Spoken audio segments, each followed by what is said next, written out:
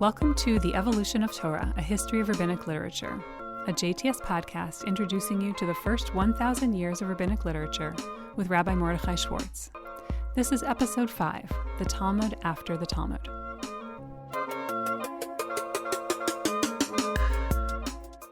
In the 10th century, the Jews of Kairouan, a city in North Africa, asked a Babylonian rabbi named Shira Gaon about the authorship and composition of the Mishnah and the Talmud. They noticed that there was a line in the Talmud, in Bava Metzia, that said that Rav Ashi and Ravina were the close of instruction. Many had taken this to mean that Ravina and Rav Ashi, two 5th century figures, were the last rabbis of the Talmud, that they were responsible for the editing and compilation of the Talmud. And traditionally minded Jews will tell you that Ravina and Rav Ashi closed the Talmud even to this day. However, the problem is that there are rabbis cited in the Talmud after Rav Ashi, including his own son, Mar bar Rav Ashi. So the question is, what does this phrase that Ravina and Rav Ashi closed instruction really mean? The phrase appears in a kind of fanciful story about despair, and I think that that's one of the possible meanings that this phrase could actually have. That no one could teach like Rav Ashi and Ravina, and after their death, the Jews of Babylonia were bereft of teachers, that there were no more real rabbis after them. So, if that's the case, when did the Talmud close? Put more simply, what happened after the last cited rabbis of the Talmud? What happened after the Amoraim? It isn't easy to talk about the last rabbis of the Talmud without speaking about the first rabbis after the Talmud, the Geonim. This is because the Geonim are the source of most of our information about the close of the Talmud. Secondly, they were responsible for the spread of the Talmud throughout the world and for the Talmud becoming the authoritative text of the Jews. Therefore, they set much of the medieval Jewish culture that was to follow. So I had mentioned that the Jews of Kairouan sent a question to Shira Gaon about the authorship and composition of the Mishnah and the Talmud, and he wrote them a long and important letter in response. This is sometimes called the Epistle of Shira Gaon, and his answer was a deceptively simple one. His response was that the Talmud was composed dara batra dara, generation after generation. Each generation added to the Talmud even after Rav Ashi, but that this was an organic and emerging process. Rav Shira Gaon mentions a shadowy group who followed the Amoraim called Savoraim. Now, we don't know exactly what this name means. It might mean reasoners, it might mean scholars of logic, or it might mean sophists.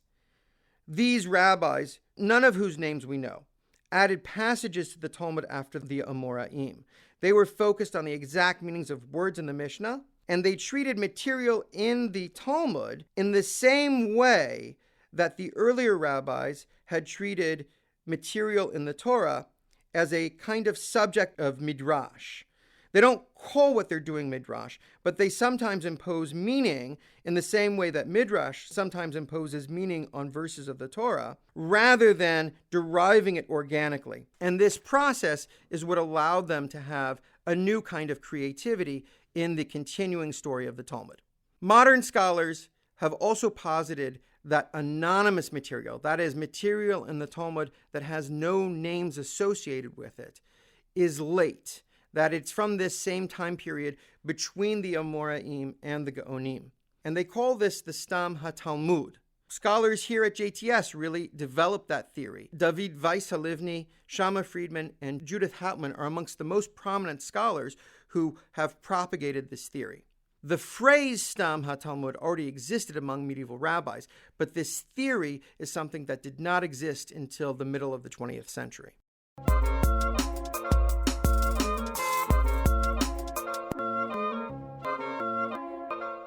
The question for us is, why did the Talmud end? If I said that there was no official ending of the Talmud, why did work on it not continue after a certain point? Now, we don't really know, But the cultural shift that was prompted by the rise of Islam in the 7th century and the caliphate, the empire of the Abbasids, is a strong possibility. A new group of rabbis was responsible for the spread of rabbinic tradition throughout the Islamic world during this period, the Geonim. So who were the Geonim? They were a group of rabbis who flourished from about the 7th century to about the 11th.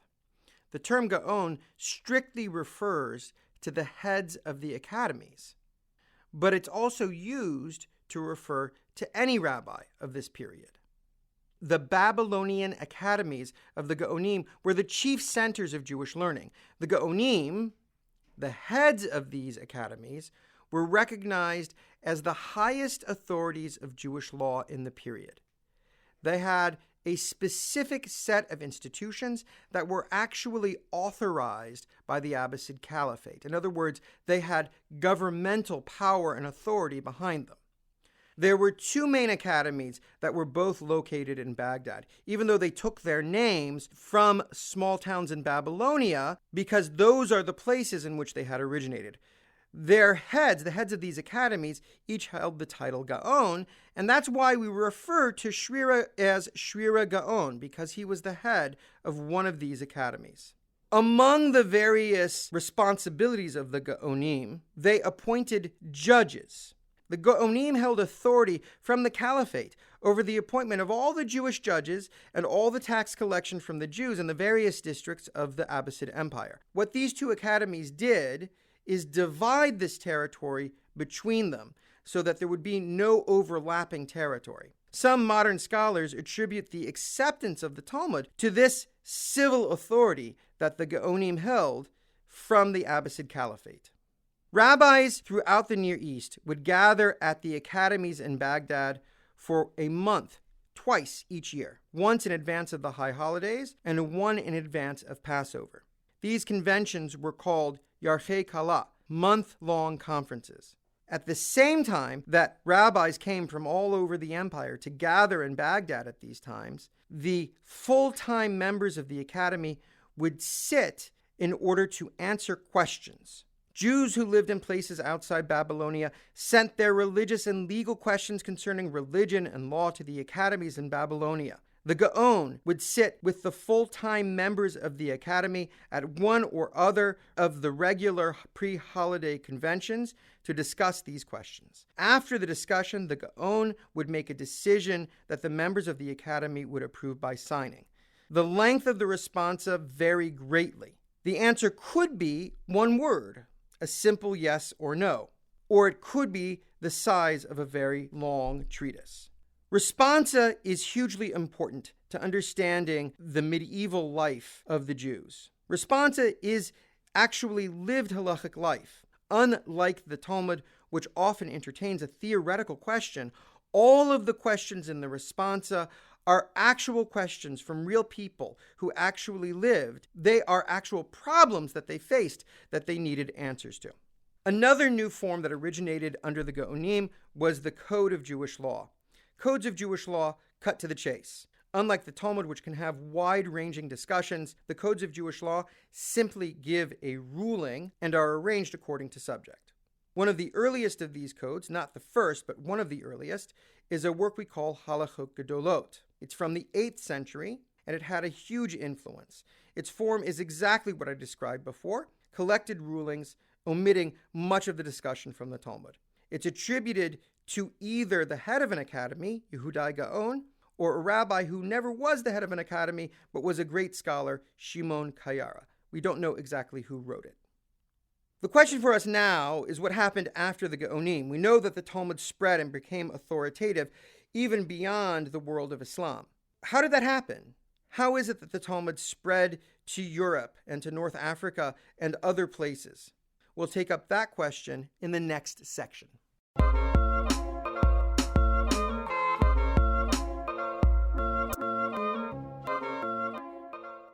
A pirate from Spain captured a ship which had set sail from Bari in southern Italy. On that ship, there were 4 rabbis who were on a mission to raise funds for the dowries of poor brides. The pirate sold these great rabbis as slaves, and subsequently the Jewish communities of various places redeemed these rabbis. Rabbi Shemariah ben Elchanan was redeemed in Alexandria, in Egypt. Rabbi Hushiel was sold in Africa, and he became a leader of the rabbis of Kairouan in what is modern-day Tunisia. Rabbi Moses ben Chanoch and his son Chanoch were redeemed in Cordoba, in Spain. The name of the fourth captive and the place where he settled is unknown, but perhaps it was somewhere in Europe. The story implies that they brought the Talmud with them in a memorized form. This story, found in Sefer HaKabbalah, a 12th century work by Avraham ibn Daud, seems to be a romantic folktale, but it could actually be based on a real event. Regardless of the veracity of the story, it reflects the rise of new centers of Torah after the Geonim. New centers in Egypt, Kairouan, Spain, which is Sfarad, and Europe, which was called Ashkenaz. Among the most important of the new rabbis in these centers were Rashi and the writers of the Tosafot. Rashi wrote a comprehensive commentary on the Talmud and another on the Tanakh. It's important to note the magnitude of this achievement. Not only did he write a comprehensive commentary on both of these great works, but both of these commentaries became the standard commentary for each of these works. Rashi's work is the standard commentary on the Talmud, and it's used by both scholars and by beginners, and it appeals to both. His commentary on the Talmud covers nearly all of the Babylonian Talmud, and it continues to be included in every modern edition of the Talmud. His commentary on the Tanakh, the Hebrew Bible, is also the standard in traditional circles to this very day. His commentary is included in most Hebrew editions of the Chumash, the 5 books of Moses, for synagogue use. Another commentary on the Talmud, which is hugely important, is that of the Tosafot. These rabbis, who lived in the few generations after Rashi, had a revolutionary innovation. They saw the Talmud as a single book, whose contradictions had to be resolved from place to place.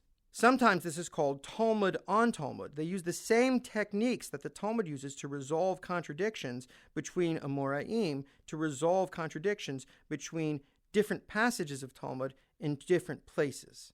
A scholar at JTS, Neil Danzig, has proposed that what would have happened if the Talmud hadn't closed is that the work that the Tosafot did would have been done within the Talmud itself. And so in its own way, Tosafot is a continuation of the work that was done on the Talmud just prior to its close.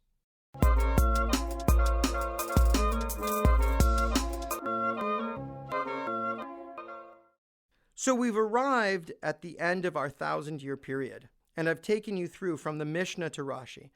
But there are a number of things, obviously, that came after this period, important things, and I want to just mention them very briefly because they really are subjects for another entire podcast. I want to talk a little bit about Maimonides, who wrote a very important code called the Mishneh Torah, which treats the entirety of the Talmud in its own way. The Ramban, Nachmanides, was the founder of the Spanish school of Talmudic interpretation. That Spanish school did not look at the Talmud as a single book. Instead, it looked at it as a series of discrete passages, each with their own interpretation. I have also not talked about the totality of the medieval legal tradition, the growing set of codes and responsa that were hugely important throughout the Middle Ages and into the modern period. Among the most important works of halakha is the Shulchan Aruch, which functions as a digest of the Talmud and its commentaries in the area of Jewish law. I also want to give you a little bit of synthesis to take away from this podcast. I had talked earlier about the idea of the expanded Talmud, that the Talmud isn't just a book, it's everything surrounding that book. It starts with the Mishnah and continues with the Amoraim, and then continues with the anonymous portions of the Talmud, and then continues even after that. As Shrera Gaon said, Dara Batra Dara, generation after generation, each generation adds new material, new commentary, new understandings to the Talmud, and that is the notion of the expanded Talmud.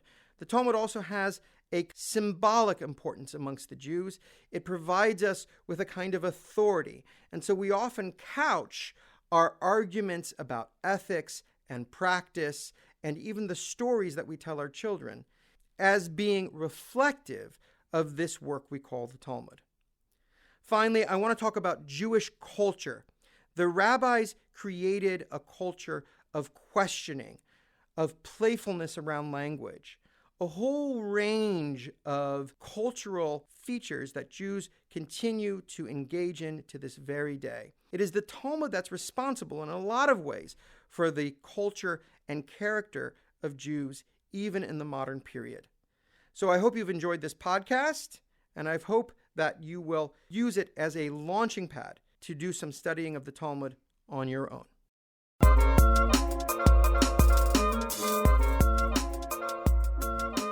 This was the final episode of The Evolution of Torah, a History of Rabbinic Literature from JTS with Professor Mordechai Schwartz. It was recorded here at JTS by Larry Camiola and Chris Hickey and produced by Rabbi Tim Bernard. If you enjoyed this podcast, review us on Apple Podcasts. You can find all of JTS's podcasts at jtsa.edu/podcasts, and you can send us an email at onlinelearning@jtsa.edu. Please support JTS podcasts and other community learning programs by visiting jtsa.edu/podcastgiving to donate. Thanks for listening.